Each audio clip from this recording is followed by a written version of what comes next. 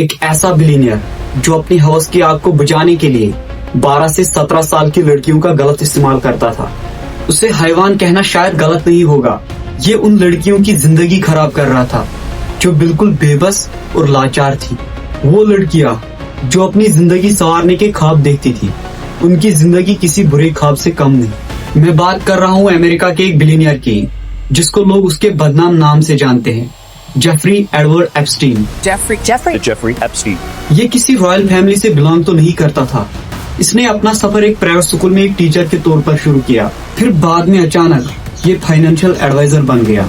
एक टीचर से बिलियनियर बनना, बड़े बड़े पॉलिटिशियंस, बिजनेस टाइकॉन्स और पावरफुल लोगों के साथ उठना बैठना, ये सफर खुद में ही कई सारे सवाल खड़े करता है। एप्स्टीन सिर्फ अमीर नहीं बना, बल्कि ताकतवर लोगों पर असर डालने लगा। अपने काले कारनामों को अंजाम देने के लिए उसने एक खास जगह चुनी, एक प्राइवेट आइलैंड। बाहर से यह आइलैंड किसी जन्नत से कम नहीं, लेकिन अंदर एक ऐसी दुनिया थी जहाँ ना इंसानियत थी, ना इंसाफ और ना ही शर्म। इसी जगह को लिटिल सेंट जेम्स या फिर एप्स्टीन आइलैंड कहते हैं, और यही से जेफरी एप्स्टीन के काले कारनामे शुरू होते हैं। कुछ बड़ी बड़ी हस्तियों का इस आइलैंड पर आना जाना आम हो चुका था। दुनिया की नजर में ये लोग यहाँ पार्टी और रिलैक्सेशन के लिए आते थे, लेकिन पार्टी के इस पर्दे के पीछे एक गहरा सच छुपा हुआ था, और इसी पार्टी के बहाने से यहाँ कम उम्र की लड़कियों का गलत इस्तेमाल होता था।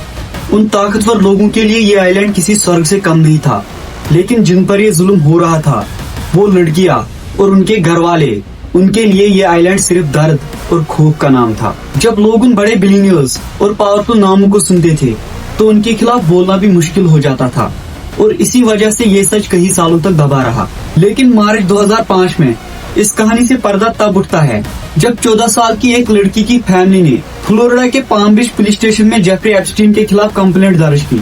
उनका कहना था कि एप्स्टीन उनकी स्टेप डॉटर को अपने घर बुलाता था और $200 से $300 का लालच देकर उसे मसाज के बहाने गलत इस्तेमाल करता था। इसी शिकायत ने अथॉरिटीज को मजबूर किया कि वो इस मामले को सीरियसली इन्वेस्टिगेट करे, और यही से जेफरी एप्स्टीन के खिलाफ इन्वेस्टिगेशन का सिलसिला शुरू हुआ, जिसने आगे चलकर दुनिया के सामने कहीं छुपे हुए राज ला दिए। इस इन्वेस्टिगेशन के दौरान पुलिस, FBI और दूसरी एजेंसीज को जो सबूत मिले, उसने पूरे सिस्टम को हिलाकर रख दिया। ये सिर्फ इल्जाम नहीं थे, बल्कि रिकॉर्ड, डॉक्यूमेंट्स और डिजिटल एविडेंस थे, जिसे देखकर हर किसी के रोंगटे खड़े हो गए। इन सबूतों में उन सब शख्सियात का नाम था जो एप्स्टीन से डायरेक्ट या इनडायरेक्टली जुड़े हुए थे। साथ ही एप्स्टीन आइलैंड तक जाने के फ्लाइट लॉग्स, यानी कौन, कब और कितनी बार इस आइलैंड पर गया है। इन्हीं डॉक्यूमेंट्स में एप्स्टीन और उसके साथियों के गिनौने कारनामों का रिकॉर्ड था। इन सब सबूतों को कोर्ट में पेश किया गया, और इन्हीं डॉक्यूमेंट्स को आज दुनिया एप्स्टीन फाइल्स के नाम से जानती है। इन फाइल्स में सिर्फ एक आदमी के जुर्म की कहानी नहीं, बल्कि पैसा, पावर और सिस्टम के मिसयूज का वो सच है जिसने आज तक दुनिया को अंधेरे में रखा था। अब सबसे बड़ा सवाल ये उठता है कि ये जेफरी एप्स्टीन था कौन, उसके पास इतना पैसा आया कहां से, और वो इतनी आसानी से दुनिया के सबसे ताकतवर लोगों के साथ कनेक्शन बनाने में कैसे कामयाब हो गया। एक मामूली सा मैथ टीचर जो देखते ही देखते दुनिया के बड़े बड़े लोगों पर असर डालने लगा। ये कहानी खुद में ही हैरान कर देने वाली है। जेफरी एप्स्टीन ने अपनी शुरुआत न्यूयॉर्क के डेल्टन स्कूल से की, जहां वो एक मैथ टीचर था, लेकिन उसका असली ठिकाना क्लासरूम नहीं, बल्कि वॉल स्ट्रीट बनता चला गया। जेफरी एप्स्टीन की जिंदगी का टर्निंग पॉइंट तब आया जब उसने विक्टोरिया सीक्रेट के मालिक लेस्ली वैक्सनर का भरोसा जीत लिया। वैक्सनर का पैसा मैनेज करते ही एप्स्टीन के हाथों में करोड़ों और बिलियंस के एसेट्स आ गए, और साथ ही में एलाइट सोसाइटी तक सीधी पहुंच मिल गई। यहाँ उसके कनेक्शंस और पावर तेजी से बढ़ने लगी। एप्स्टीन ने आलिशान बंगलों की एक सल्तनत खड़ी कर दी। बाहर से ये एक सक्सेसफुल आदमी की चमकती हुई जिंदगी थी, लेकिन इस चमक के पीछे एक गहरा और अंधेरा राज छुपा था। अपनी पावर, पैसा और कनेक्शंस के दम पर एप्स्टीन ने मासूम और कम उम्र की लड़कियों को शिकार करना शुरू कर दिया, और सालों तक ये सच छुपता रहा। दुनिया की नजरों में ये एक बिलियनियर और फाइनेंशियल एडवाइजर था, लेकिन हकीकत में वो एक खतरनाक और भयानक मुजरिम था। एप्स्टीन की असली सल्तनत 72 एकड़ का आइलैंड लिटिल सेंट जेम्स था, जहां तक पहुंचने के लिए एप्स्टीन अपना प्राइवेट जेट इस्तेमाल करता था, जिसे मीडिया ने लोलिता एक्सप्रेस नाम दिया। अब सवाल उठता है कि इस आइलैंड पर होता क्या था। दुनिया के बड़े नामवर लोग इस आइलैंड पर मेहमान बनकर आते थे, और अंडर एज लड़कियों को टारगेट किया जाता था। एप्स्टीन की ताकत में सिर्फ पैसा नहीं, बल्कि दुनिया के ताकतवर चेहरे भी शामिल थे। बिल क्लिंटन ने एप्स्टीन के प्राइवेट जेट में 26 बार सफर किया, जिनमें इंटरनेशनल टूरिस्ट भी शामिल थे।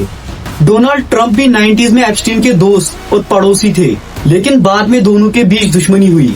ट्रंप ने दावा किया कि उन्होंने हमेशा एप्स्टीन के आइलैंड पर जाने से इनकार किया, लेकिन सबसे बड़ा झटका ब्रिटिश रॉयल फैमिली को लगा जब प्रिंस एंड्रू पर इल्जाम लगाया गया कि उन्होंने 17 साल की लड़की वर्जीनिया जेफरी को एप्स्टीन के कहने पर अब्यूज किया। इसका अंजाम ये हुआ कि प्रिंस एंड्रू को अपनी रॉयल ड्यूटीज छोड़नी पड़ी और $16 मिलियन का सेटलमेंट करना पड़ा, और अक्टूबर 2025 में उनसे प्रिंस का लक़ब छीन लिया गया।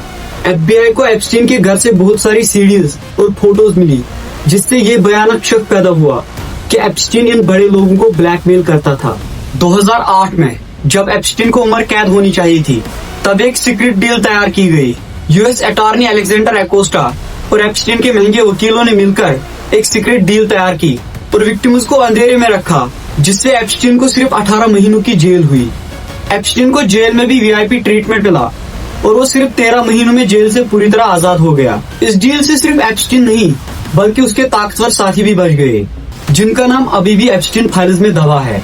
एप्स्टीन के ओवर कॉन्फिडेंस ने और उसके घमंड ने उसे फंसा दिया। अपने आप को बचाने के लिए एप्स्टीन ने ताकतवर लोगों का साथ जाहिर तो किया, लेकिन ये चीज मीडिया ने पकड़ ली और डील की सारी सच्चाई सामने आ गई। उसने समझा था कि पैसों की ताकत से वो उन लड़कियों को खरीद लेगा, लेकिन ये उसकी सबसे बड़ी गलती थी। कोर्टनी वाइल्ड के स्टैंड लेने के बाद और भी काफी लड़कियों को हिम्मत हुई और एप्स्टीन के खिलाफ स्टैंड ले लिया और 2008 की सीक्रेट डील को कोर्ट में चैलेंज करना शुरू कर दिया।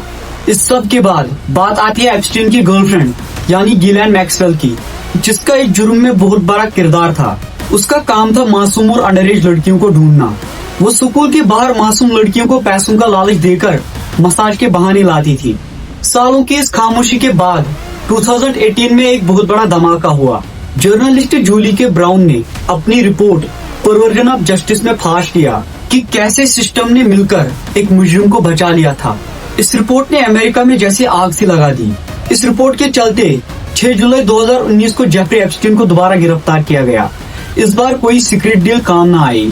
अदालत ने उसे बेल देने पर इनकार कर दिया और इस पॉइंट पर दुनिया के ताकतवर लोग डर रहे थे। उनको डर था कि एप्स्टीन अब एक एक करके उन सब का नाम लेगा। लेकिन ये सब होने से पहले ही दुनिया को हिला देने वाली एक खबर सामने आई। 10 अगस्त 2019 की सुबह न्यूयॉर्क की सबसे महफूज जेल में एप्स्टीन की लाश मिली। Jeffrey Epstein.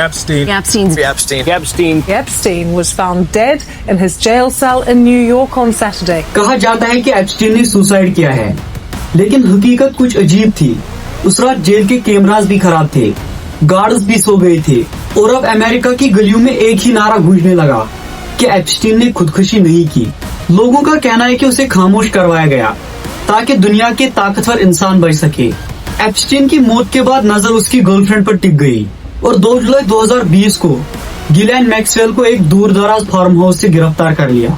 एप्स्टीन तो मौत की वजह से कानून से बच गया, लेकिन उसकी सबसे बड़ी साथी गिलेन मैक्सवेल वो कानून के शिकंजे से न बच सकी। नवंबर 2021 में विक्टिम्स के दिल दहला देने वाले बयानात ने पूरी दुनिया को रुला दिया। पता चला गिलेन मैक्सवेल सिर्फ एक साथी नहीं, बल्कि इस पूरी ट्रैफिकिंग की मास्टरमाइंड थी, जो मासूम बच्चों को ढूंढ कर लाती थी।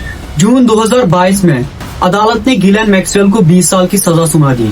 गिलेन मैक्सवेल आज जेल में अपनी सजा काट रही है और उसके बाद एप्स्टीन की दौलत से विक्टिम्स के लिए एक फंड बनाया गया, जिससे 150 से ज्यादा लड़कियों को $121 मिलियन तकसीम किए गए।